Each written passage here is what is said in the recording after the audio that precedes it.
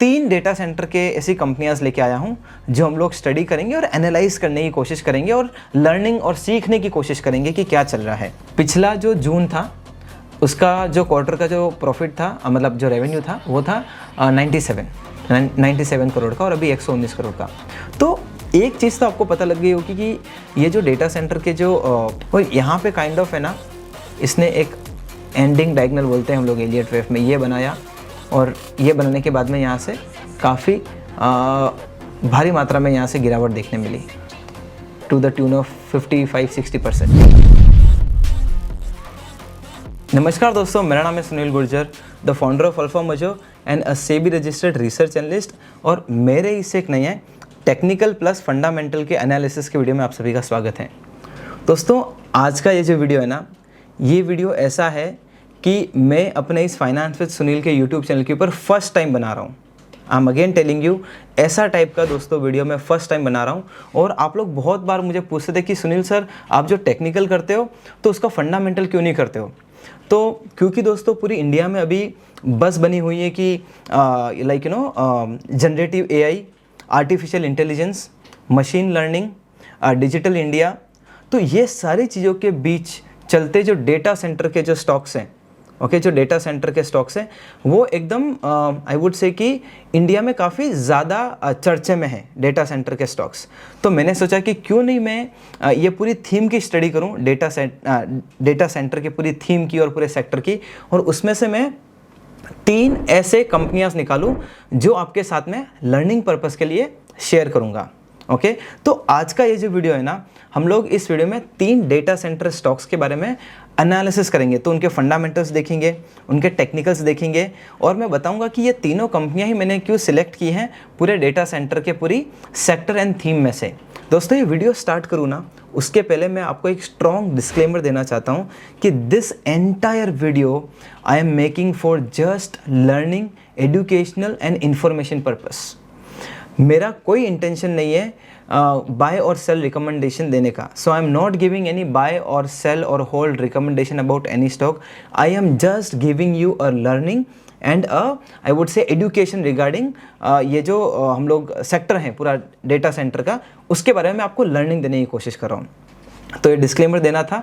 And अब बिना किसी टाइम को वेस्ट किए सीधा स्क्रीन पे चलते हैं और वीडियो स्टार्ट करते हैं। दोस्तों अभी आपको स्क्रीन के ऊपर दिख रहा होगा, तो अभी हम लोग क्या करेंगे ना, ये जो आपको दिख रहा है अनंतराज का थोड़ा सा ये जो मैं फंडामेंटल्स के डेटा में लेके आया हूँ, तो अनंतराज के बारे में तो 3 डेटा सेंटर के ऐसी कंपनियां लेके आया हूँ जो हम लोग स्टडी करेंगे और एनालाइज करने की कोशिश करेंगे और लर्निंग और सीखने की कोशिश करेंगे कि क्या चल रहा है। तो सबसे पहला जो कंपनी है उसका नाम है अनंतराज। और ये जो अनंतराज है ना, ये Delhi based real estate and infrastructure developer है।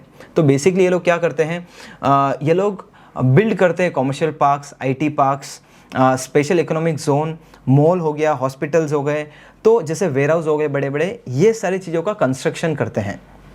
ओके, अभी आप लोग बोलोगे कि ये कंपनी तो इंफ्रास्ट्रक्चर डेवलपमेंट के अंदर की कंपनी है, इसका डेटा सेंटर से रिलेशन क्या है। दोस्तों हाल ही में ना अनंतराज ने डेटा सेंटर के आई वुड से कि सेक्टर में आई वुड से एंट्री मारी है, क्लाउड इंफ्रास्ट्रक्चर। तो बेसिकली जो डेटा सेंटर का जो इंफ्रास्ट्रक्चर लगता है, जो क्लाउड कंप्यूटिंग के लिए जो हाई एंड सर्वर्स लगते हैं, उसके अंदर जो इंफ्रास्ट्रक्चर का जो डेवलपमेंट है वो अनंतराज करता है। और उनकी एक सब्सिडरी कंपनी है Anantraj cloud private limited. Okay, इसके ज़रिए ये बिज़नेस करते हैं। अभी अगर कैपेसिटी की बात करें और आने वाले समय में ये लोग कितना इन्वेस्ट करने वाले हैं, अनंतराज जो दोस्तों हैं ये लोग प्लानिंग कर रहे हैं 18,000 से 20,000 करोड़ रुपया डालने की डेटा सेंटर्स में, ओके, आने वाले समय में। और वो लोग एम कर रहे हैं कि 300 मेगावाट डेटा सेंटर कैपेसिटी कैसे हम लोग प्रोड्यूस कर सके, प्रोवाइड कर सके बाय 2032। और अभी एग्जिस्टिंग और ऑपरेशनल आई वुड से हैपनिंग्स की बात करें तो अभी जो इनका जो फैसिलिटी है मानेसर फैसिलिटी ऑपरेशनल है, और उन्होंने अभी वहाँ पे जो बेसिकली कैपेसिटी का जो I would say optimum use होता है उसको भी इंक्रीज़ कर दिया है from 6 megawatt earlier to more right now. Okay, और अभी वो लोग ने रिसेंटली लॉन्च किया है 7 मेगावाट का ऑपरेशनल इन पंचकुला। ओके, और टोटली आई गेस इनका हरियाणा में भी एक ऑपरेशन है जहाँ पे ऑपरेशन रनिंग है which is to the tune of 28 megawatt. तो अगर आप देखो ना तो 2 से 3 उनके ऑपरेशनल आई वुड से फंक्शनिंग आई वुड से एरियाज़ में चल रहे हैं इनका कामकाज, लाइक 3 फैसिलिटी में इनका काम चल रहा है। मानेसर फैसिलिटी में चल रहा है, हरियाणा में चल रहा है और पंचकुला में भी अभी ये लोग एंट्री करने वाले हैं, लाइक वहाँ पे भी अभी लॉन्च कर दिया है।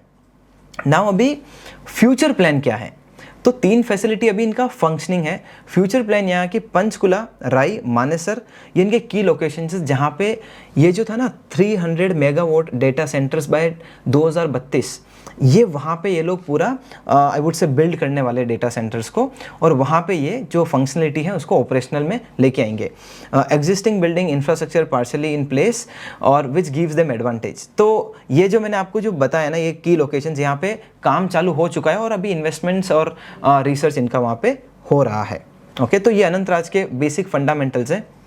और अभी हम लोग अगर इसके टेक्निकल की बात करें तो अनंतराज ये देखो टेक्निकली ऐसा लग रहा है।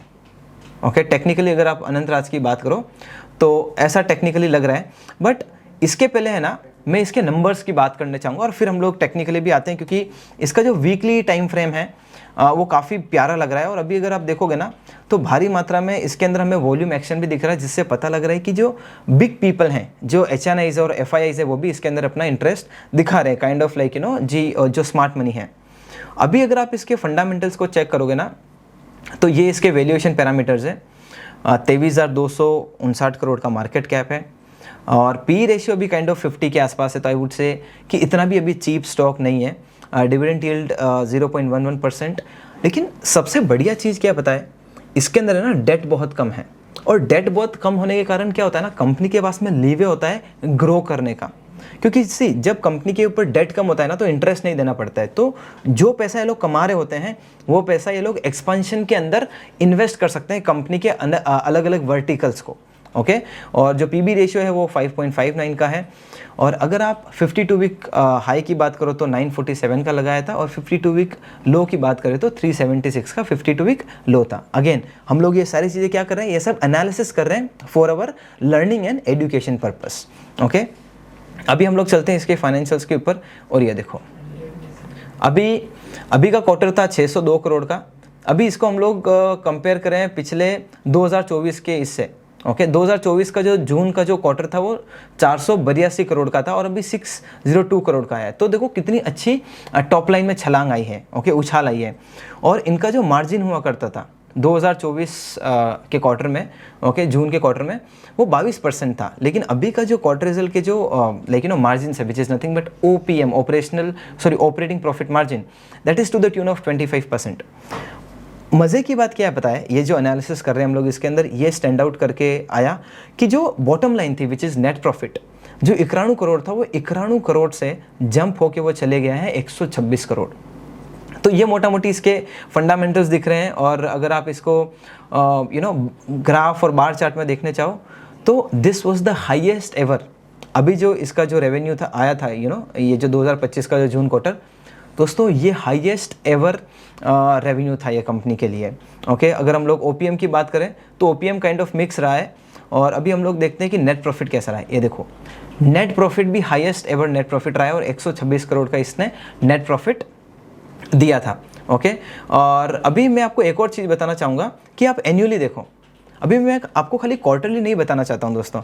अभी ये जो था यहाँ पे एक क्वार्टरली था, अभी मैंने एन्युअली पे क्लिक किया है और ये हम लोग नेट प्रॉफिट देख रहे हैं। देखो 2023 में 144 करोड़ था, 265 करोड़ था 2024 में, 422 करोड़ 2025 में, और अभी जो TTM जो चल रहा है 461। ओके, ट्रेलिंग 12 मंथ जो बोलते हैं। ओके, तो देखो मतलब यहाँ पे एक अप ट्रेंड दिख रहा है। ओके, तो ये काफ़ी सोचने वाली बात है और अमल करने वाली बात है। ओके, तो ये इसके फंडामेंटल्स थे। और अभी हम लोग चलते हैं दोस्तों इसके चार्ट्स के ऊपर। ओके, इसके चार्ट के ऊपर चलते हैं और अभी देखते हैं कि चार्ट कैसा लग रहा है। ये देखो, तो फंडामेंटल्स तो काफ़ी प्यारे लग रहे हैं। सेल्स बढ़ रहा है, नेट प्रॉफिट बढ़ रहा है, ऑपरेटिंग प्रॉफिट मार्जिन बढ़ रहा है, जिससे पता लग रहा है कि जो कामकाजी मुनाफा है स्टॉक का उसके अंदर भी हमें एक बढ़ोतरी देखने मिल रही है, जिससे पता लगता है कि कंपनी काफ़ी अच्छा पैसा बना रही है। अभी अगर इसके टेक्निकल एनालिसिस की बात करें, okay, then I would say technically this stock is looking very nice. Why? क्योंकि अगर आप देखो ना तो एक स्ट्रॉन्ग अप ट्रेंड था। ये देखो वीकली टाइम फ्रेम का चार्ट है, स्ट्रॉन्ग अप ट्रेंड था। बीच में क्या हुआ ना कि यहाँ पे से आई वुड से ये जो कंपनी इसने करेक्ट किया था यहाँ से कितने परसेंट का, 60% का, 60% के करेक्शन के बाद में वापस इसने आई वुड से ये पूरे जो डाउन ट्रेंड था इसको कवर करने की कोशिश की और अभी है ना यहाँ पे एक कप एंड हैंडल पैटर्न बनाने की कोशिश कर रहा है। और ये जो कप एंड हैंडल पैटर्न है ना इसका ब्रेकआउट भी दे दिया अभी रिसेंटली। और ये जो है ना ये वीकली टाइम फ्रेम का चार्ट है और यहाँ पे वॉल्यूम एक्शन देखो। मतलब मुझे आपको एक चीज़ बतानी है कि अगेन लाइक मैं आपके एजुकेशन पर्पस के तौर से बता रहा हूँ कि इसके अंदर जो 15 सितंबर वाला जो वीक था ओके उसके अंदर 78 मिलियन की वॉल्यूम इसके अंदर जनरेट हुई है। और अभी का जो ये 22 सितंबर वाला जो वीक था उसके अंदर इसके अंदर ये स्टॉक के अंदर 31 मिलियन की वॉल्यूम जनरेट हुई है, जिससे पता लगता है कि जो बड़े लोग हैं ना वो भी अपना इंटरेस्ट दिखा रहे हैं। तो technically this is looking very strong. आपको इसके ऊपर ज़रूर नज़र रखनी चाहिए, इसको वॉच लिस्ट में रखना चाहिए ताकि आप इससे लर्निंग और एजुकेशन ले सको। ओके और ये है दोस्तों डेली टाइम फ्रेम का चार्ट इसका। ओके अनंतराज का यहाँ पे अगर आप देखोगे ना तो मल्टीपल यहाँ पे इसने टच पॉइंट लिए थे, यहाँ पे टच पॉइंट लिया, यहाँ पे टच पॉइंट लिया ओके और यहाँ पे अभी इसने फाइनली जो एरिया था यहाँ पे ब्रेकआउट दे दिया है। तो आई would say technically it is looking very nice, fundamentally also it is looking very nice. और ये जो कंपनी है आपके वॉच लिस्ट पे और रडार पे ज़रूर होनी चाहिए और आने वाले समय में इसको आपको ज़रूर रिव्यू करना चाहिए for your study and learning purpose. Okay तो ये था पहला जो कंपनी जिसको हम लोग को एनालिसिस करके हमें लर्निंग ले ली थी। एंड अभी हम लोग चलते हैं सेकेंड कंपनी की तरफ। अभी ये जो सेकेंड कंपनी लेके आया हो ना ये आपको स्क्रीन पे दिख रहा होगा KRN। तो बाय द वे KRN का जो काम है ना वो ये हीट एक्सचेंजर है। मतलब क्या होता है कि कोई भी आपके जो सर्वर्स हो गए, जो डेटा सेंटर्स हो गए, जैसे आपकी ACs हो गई है, उसका जो कूलिंग कंपोनेंट है ना उसके अंदर इसका कामकाजी लाइक इसका ऑपरेशंस है, ये कामकाज करता है, इसका कारोबार है। तो जो रेफ्रिजरेशन के कंपोनेंट हो गए, जो कूलिंग कंपोनेंट हो गए, उसका मैन्युफैक्चरिंग करता है। तो अभी आप बोलोगे कि इसका रिलेशन कैसे है डेटा सेंटर्स के साथ में। देखो सीधी सी बात है, अगर आपको हाई कंप्यूटिंग पावर लगेगा, आपको जनरेटिव AI, आपको आर्टिफिशियल इंटेलिजेंस, मशीन लर्निंग, अगर हाई कंप्यूटिंग पावर लगेगा तो उसके लिए कूलिंग इफेक्ट तो चाहिए ना, क्योंकि वो इलेक्ट्रिसिटी पे आपके सारे डेटा सेंटर चलते हैं और आपका जो उसका लोड इतना होता है ना तो कि वो गर्म हो जाता है।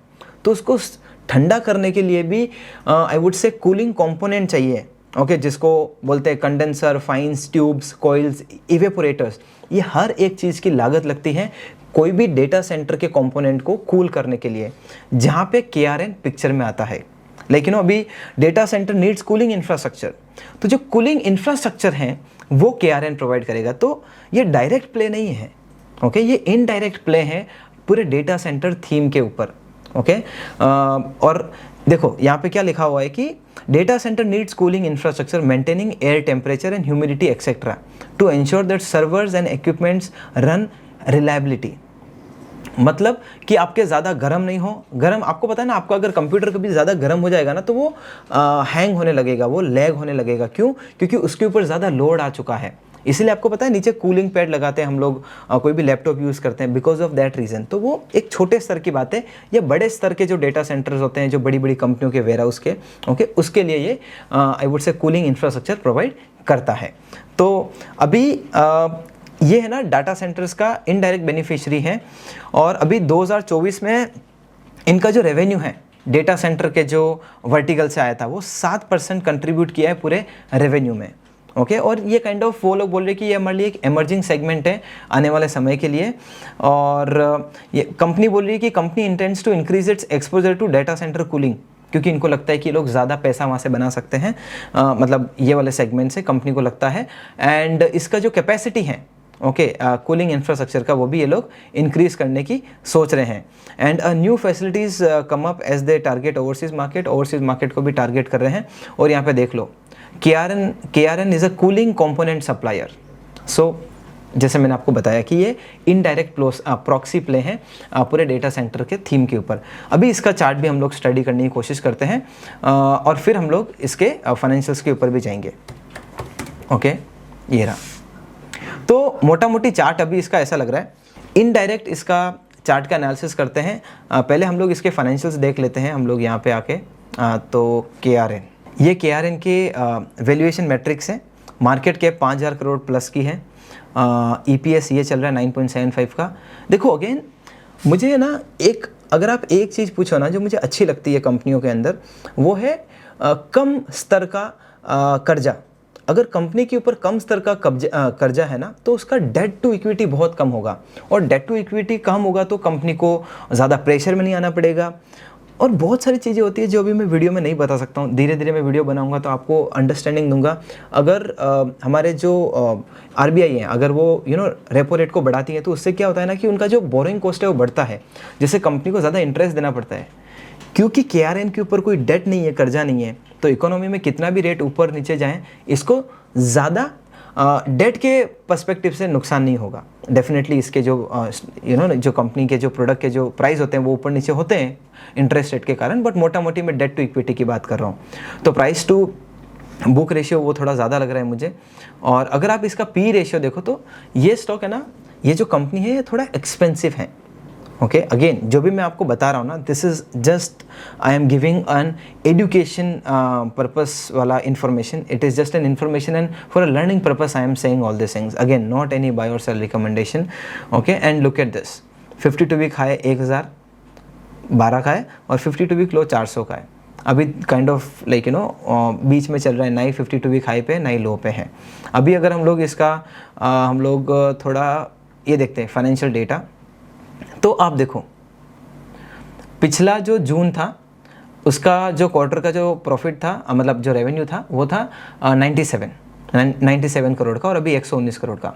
तो एक चीज़ तो आपको पता लग गई होगी कि ये जो डेटा सेंटर के जो प्रॉक्सीज है, डायरेक्ट प्रॉक्सी या इनडायरेक्ट प्रॉक्सी, डायरेक्ट बेनिफिशियरी या इनडायरेक्ट बेनिफिशियरी, इनके नंबर्स काफ़ी इंप्रूव होते जा रहे हैं, जिससे पता लगता है कि इनके सेल्स बढ़ रहे हैं, इनका जो बिज़नेस है वो काफ़ी अच्छे मोमेंटम में है। अभी अगर आप यहाँ पे ऑपरेटिंग प्रॉफिट मार्जिन की बात करो तो थोड़ा सा ऑपरेटिंग प्रॉफिट मार्जिन कम हुआ है। अभी आप बोलोगे ये क्यों होता है? देखो कभी कभी कंपनी के जो कॉस्ट होते हैं, जैसे इलेक्ट्रिसिटी हो गया, एम्प्लॉय कॉस्ट हो गया, रॉ मटेरियल कॉस्ट हो गया, ये सारी चीज़ें होती हैं, उसके कारण कभी कभी ये जो OPM है ना वो डेंट हो जाते हैं। लेकिन मोटा मोटी है कि आपको देखना है कि क्या जो टॉप लाइन है और जो बॉटम लाइन है वो बढ़ रहा है क्या।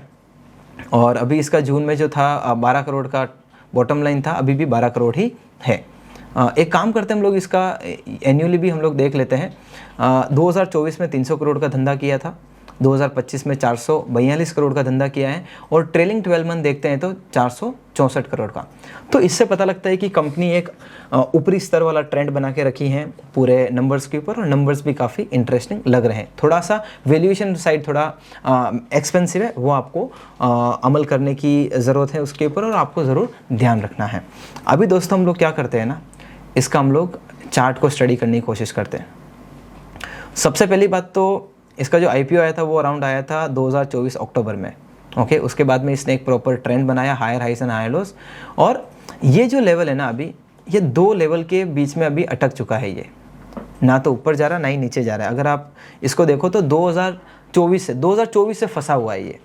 लेकिन अभी जो हिसाब से इसके नंबर्स हमें देखने मिले हैं, मुझे काफ़ी इंटरेस्टिंग लगे। और अभी मैं आपको बोलूँगा ना ही ये सपोर्ट पे ना ही रेजिस्टेंस पे है। तो बाय एनी चांस अगर ये नीचे की तरफ आता है 700 रुपये के आसपास, ओके, तो आपको ज़रूर इसको वॉच लिस्ट पे रखना चाहिए। और 700 रुपये की तरफ आता है तो ज़रूर आपको इसको वॉच लिस्ट पे रखना चाहिए for your study and learning purpose. आपको इसको ज़रूर रिव्यू करना चाहिए अगर सपोर्ट पे आता है। और अगर रेजिस्टेंस की तरफ भी जाता है और यहाँ पे अगर ब्रेकआउट दिखाता है तो फिर भी आपको रिव्यू करना चाहिए for your study and learning purpose. Okay, तो अभी या तो सपोर्ट पे आ जाए या रेजिस्टेंस पे आ जाए तो हमें पता चलेगा कि इसका आगे मोमेंटम कैसा लग रहा है। तो ये इसके टेक्निकल्स हैं। ओके, और अगर इसके हम लोग वीकली चार्ट पे जाएं तो ये देखो ये इसका वीकली टाइम फ्रेम का चार्ट है। वीकली चार्ट भी दोस्तों आई वुड से वैसे ही लग रहा है जैसा हम लोग ने डेली पे देखा। यहाँ पे भी अगेन ये एकदम बीच में है दोनों रेंज के, और अभी जो रेजिस्टेंस और जो सपोर्ट जो रेंज है ना वो रेंज के बीच में अभी फंसा हुआ है ये पर्टिकुलर कंपनी। तो दोस्तों अभी हम लोग चलते हैं नेक्स्ट कंपनी के एनालिसिस के ऊपर। लेकिन दोस्तों एक चीज़ बोलना चाहूँगा कि ये जो टाइप का फॉर्मेट है ना, टेक्निकल प्लस फंडामेंटल्स, आप लोग बहुत रिक्वेस्ट करते थे कि सुनील एक ऐसा फॉर्मेट लेके आओ जिसके अंदर फंडामेंटल भी समझाओ, टेक्निकल। ये लो मैं आप लोगों के लिए लेके आ गया।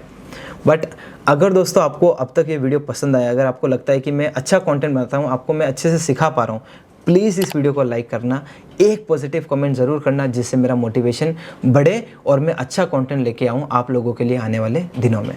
तो चलिए अभी हम लोग चलते हैं हमारे नेक्स्ट कंपनी के एनालिसिस के ऊपर, है नेटवेब टेक्नोलॉजीज़। अभी नेटवेब टेक्नोलॉजीज़ है ना, high and computing solution provide करता है, जिसको हम लोग बोलते हैं HCS। अभी जैसे थोड़ी देर पहले मैंने नाम लिया था जनरेटिव AI, तो उसके लिए हाई एंड कंप्यूटिंग सॉल्यूशंस चाहिए रहते हैं, और जो नेटवेब टेक्नोलॉजीज़ है ना, ये वो प्रोवाइड करता है।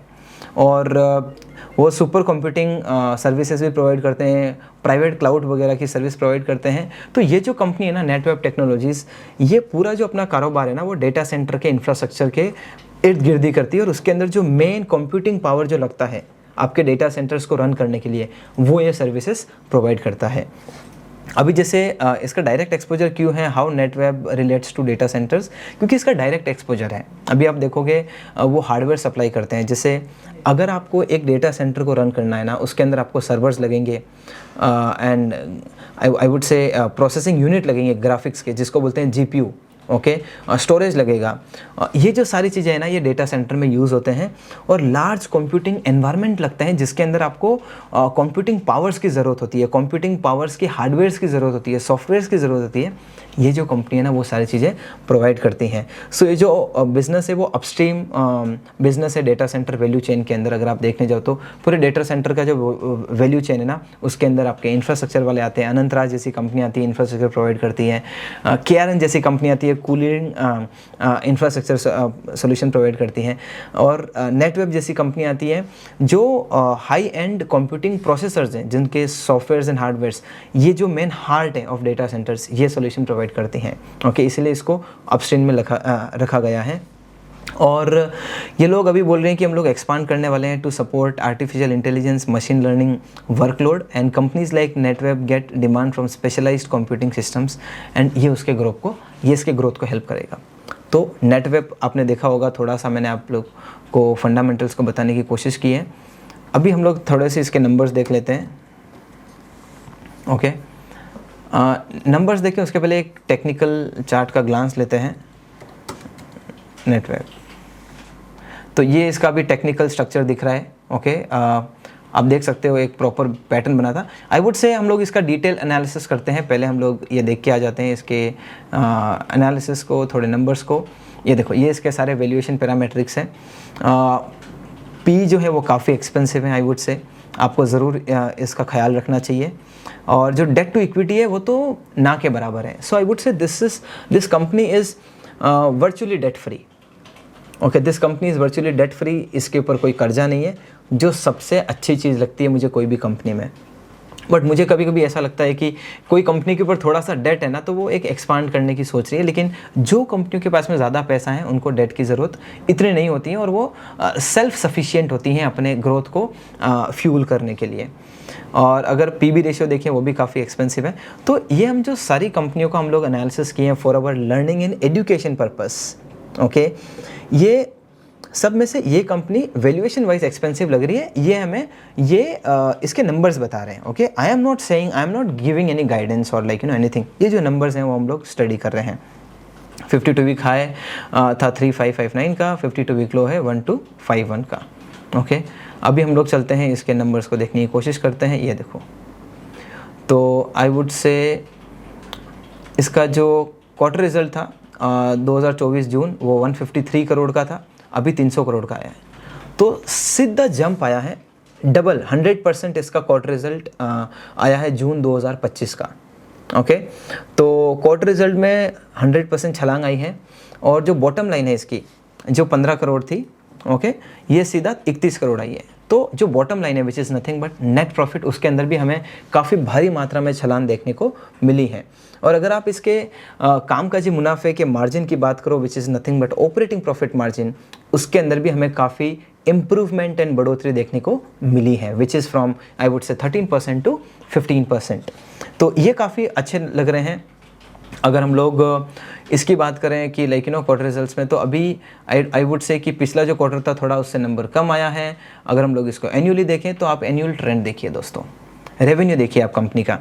2020 में 144 करोड़ था, 2022 में 248 करोड़, 2023 में 446 करोड़, 2024 में 736 करोड़, 2025 में 1100 करोड़, TTM देखो 1200 करोड़ के ऊपर 1300 करोड़।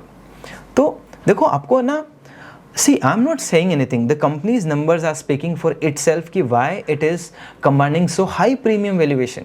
कोई भी कंपनी अगर ज़्यादा प्रीमियम कमांड कर रही है ना, तो उसके पीछे कोई रीज़न है, और रीज़न यही है कि इसको सब लोग लाइक इंटरेस्ट दिखा रहे हैं सब लोग ये कंपनी के अंदर, एंड हेंस इसका चार्ट भी काफ़ी प्यारा लग रहा है, इसके फंडामेंटल्स भी काफ़ी अट्रैक्टिव लग रहे हैं। नेट प्रॉफिट अगर आप देखो तो हाईएस्ट एवर नेट प्रॉफिट है ये साल का।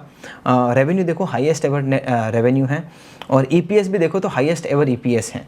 Okay, earning per share is 22.90 okay TTM basis पे, और 20 रुपया 2025 का फाइनेंशियल ईयर। तो ये इसके, और अगर आप प्रमोटर होल्डिंग की बात करो, ओके हम लोग शेयर होल्डिंग पैटर्न देख लेते हैं।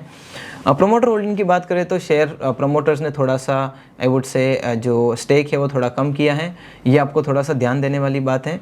और मोर और लेस FIIs ने भी थोड़ा ट्रिम किया है पोजीशन, शायद मुझे ऐसा लग रहा है कि जो इसके जो वैल्यूएशंस है, वैल्यूएशंस थोड़े हाई साइड चले गए हैं। और जो पब्लिक का जो लाइक कोटा है, आई वुड से जो पब्लिक का शेयर होल्डिंग पैटर्न है वो थोड़ा सा बढ़ोतरी देखने मिली है। पहले पब्लिक जो है काफ़ी कम स्टेक होल्ड कर रही थी, 6 से 9 गया, 9 से 11 गया, 11 से, तो अभी ज़्यादा से ज़्यादा भारी मात्रा में लोगों को ये जो कंपनी है उसके प्रति जानकारियाँ मिल रही हैं, और लोग इसके बारे में स्टडी कर रहे हैं। तो ये था हमारा नेटवेब का फंडामेंटल्स का एनालिसिस, नंबर्स का ग्लांस। अभी हम लोग इसका टेक्निकल एनालिसिस की स्टडी करते हैं। सबसे पहली बात तो दोस्तों, अगर आप इसके टेक्निकल चार्ट को देखो तो जब से इसका IPO आया है उसके बाद में थोड़ा सा यहाँ पे हमें आई वुड से गिरावट देखने मिली। फिर यहाँ पे एक बेसिंग पैटर्न बनाया, ब्रेकआउट दिया। उसके बाद में अगर आप देखोगे ना तो higher highs higher lows, higher highs higher lows, higher highs higher lows ही बना रहा है। और यहाँ पे काइंड ऑफ है ना, इसने एक एंडिंग डायगोनल बोलते हैं हम लोग एलियट वेव में, ये बनाया, और ये बनाने के बाद में यहाँ से काफ़ी भारी मात्रा में यहाँ से गिरावट देखने मिली, टू द ट्यून ऑफ 55-60%। उसके बाद में इसके फंडामेंटल्स वापस इम्प्रूव होने लगे। जैसे हम लोग ने नंबर देखा ही है इसका, कितना प्यारा इसके फंडामेंटल्स ने लाइक इम्प्रूवमेंट लिया है, और काफ़ी अच्छा इसने शो भी दिखाया है परफॉर्मेंस के अंदर। तो ये जो पूरा जो राउंडिंग बॉटम पैटर्न देख रहे हो ना, ओके, इसके पीछे सबसे बड़ा हाथ है इसके फंडामेंटल्स का। ये देखो, इसके फंडामेंटल्स का हाथ है। ओके, शेयर होल्डिंग पैटर्न अगर हम लोग फाइनेंशियल्स देखते हैं, ये देखो, ये इसके आई वुड से आप इसके रेवेन्यू के, ये देखो, ये जो आपको जो अप ट्रेंड दिख रहा है ना, यही इसका परिणाम है, ये इसके इतने स्ट्रॉन्ग फंडामेंटल्स का। ओके, और अभी हाल ही में इसने यहाँ पे एक ब्रेकआउट दिया है। ओके, और यहाँ पे थोड़ा सा टाइट रेंज था, और सबसे बड़ी चीज़ क्या पता है, अप ट्रेंड के साथ में higher highs and higher lows के साथ में राउंडिंग बॉटम पैटर्न पूरा रिकवरी अच्छा किया है। और प्लस मुझे जो एक चीज़ चाहिए ना, वॉल्यूम कन्फर्मेशन। ये देखो कितना प्यारा वॉल्यूम कन्फर्मेशन आया है। ओके, और इतने समय में जब से स्टॉक लिस्ट हुआ है, हाईएस्ट एवर वॉल्यूम हमें देखने मिला है, which is a great thing. मतलब अच्छी चीज़ होती हैं। अगेन आई एम ये सारी चीज़ें मैं बता रहा हूँ ताकि आपका लर्निंग बढ़े। ओके, आपका जो अंडरस्टैंडिंग है वो इम्प्रूव होए। और यहाँ पे जो वॉल्यूम आया है ये पक्का बता रहा है कि जो बड़ी पार्टीज़ हैं वो भी अपना इंटरेस्ट दिखा रही हैं। ओके, तो ये इसका आपका रेजिस्टेंस था, यहाँ पे काइंड ऑफ ब्रेकआउट हुआ, ब्रेकआउट फेल हो गया। ब्रेकआउट फेल होने के बाद में ये जो प्राइस नीचे गया ना, तो यहाँ पे वॉल्यूम भी ड्राई अप हो गया, जिससे पता लग रहा है कि यहाँ पे लोग कोई सेल करने को इच्छुक नहीं थे, और एकदम से रिकवरी आई ना, इससे पता लग जाना चाहिए कि कंपनी फंडामेंटली कितनी स्ट्रांग है। ओके, और फिर यहाँ पे हमें वॉल्यूम एक्शन का भी अगर आप एक्शन देखोगे तो ये पक्का दर्शा रहा है कि जो FIIs है, लाइक जो स्मार्ट मनी है, नॉट FIIs आई वुड से, हाई नेटवर्थ इंडिविजुअल्स, वो अपना इंटरेस्ट दिखा रहे हैं। और एक और चीज़, अगर आपको दोस्तों स्टॉक मार्केट में breakout trading, reversal trading, swing trading, intraday trading सीखना है, तो ये जो किताब है ना, मेरा टेक्निकल एनालिसिस मेड इजी, हाल ही में लिखा है, and this book is best selling on Amazon. Okay, तो ये किताब दोस्तों बहुत ही ज़बरदस्त साबित होगी आपके लिए। अगर आपको स्विंग ट्रेडिंग सीखना है, ब्रेकआउट ट्रेडिंग सीखना है, टेक्निकल एनालिसिस सीखना है, मैं आप सभी लोगों को बोलूँगा कि ये जो किताब है ना, आपका जो पूरा जो ट्रेडिंग सिस्टम है, ओके, ट्रेडिंग करने का नज़रिया, तरीका पूरा चेंज कर देगा। क्योंकि इसके अंदर मैंने स्टेप बाय स्टेप मैनर में पूरे मेरे सारे ट्रेडिंग सिस्टम समझा के रखे हैं, स्विंग ट्रेडिंग करने के सारे ट्रेडिंग सिस्टम समझा के रखे हैं, इंट्राडे ट्रेडिंग करने के, कैसे स्टॉप लॉस लगाने का, कैसे प्रॉफिट बुक करने का, कैसे स्टॉक का आइडेंटिफिकेशन करने का, A to Z आपको जो टेक्निकल एनालिसिस के अंदर सीखना होता है, सारी चीज़ें किताब में मिलेगी। तो आप अमेज़ॉन पे जाइए और आपका कॉपी अभी ऑर्डर करिए अगर आपने अभी तक ये किताब को नहीं खरीदा है। तो आई होप दोस्तों ये जो आपका जो फॉर्मेट मैंने आज लेके आया हूँ, टेक्निकल प्लस फंडामेंटल, दोस्तों आप इसके बारे में है ना बहुत बार मुझे पूछा करते थे कि सुनील ऐसा फॉर्मेट क्यों नहीं बनाते हो, फंडामेंटल प्लस टेक्निकल।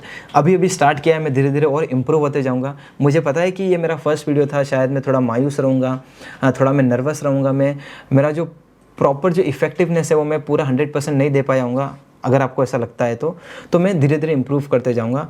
बट एक चीज़ आपको करनी है, अगर आप चाहते हो कि मैं इम्प्रूव करूं और ऐसा कंटेंट लेके आता रहूं, दोस्तों ये वीडियो को लाइक करना है और everyone has to put one positive comment. एक कमेंट तो दोस्तों आपको करना ही करना है अगर आप चाहते हो कि मेरा मोटिवेशन बढ़े। और आपके जो कमेंट है ना दोस्तों, मैं पर्सनली रीड करता हूँ और पर्सनली रिप्लाई करता हूँ, if you guys don't know about this, ठीक है। तो प्लीज़ इस वीडियो के ऊपर पॉजिटिव कमेंट करिए, नेगेटिव करना भाई कर दो, कोई बात नहीं, मैं उससे और इम्प्रूव करूँगा, लर्निंग लूँगा कि मैं क्या गलत कर रहा हूँ। और अगर आपने अभी तक इस चैनल को सब्सक्राइब नहीं किया है ना, तो ज़रूर सब्सक्राइब करिए, क्योंकि इसमें आपको कुछ नुकसान नहीं होने वाला। अगर आप कंटेंट देख रहे हो लंबी अवधि से, अगर आपको मेरा कंटेंट पसंद है तो सब्सक्राइब ज़रूर करिए, वो मेरे मनोबल को बढ़ाएगा, जिसके कारण मैं अच्छा कंटेंट लेके आऊँगा आप लोगों के लिए आने वाले दिनों में। तो आज के लिए बस इतना ही, मैं मिलता हूँ मेरे नेक्स्ट वीडियो में। Till then thank you so much and bye bye.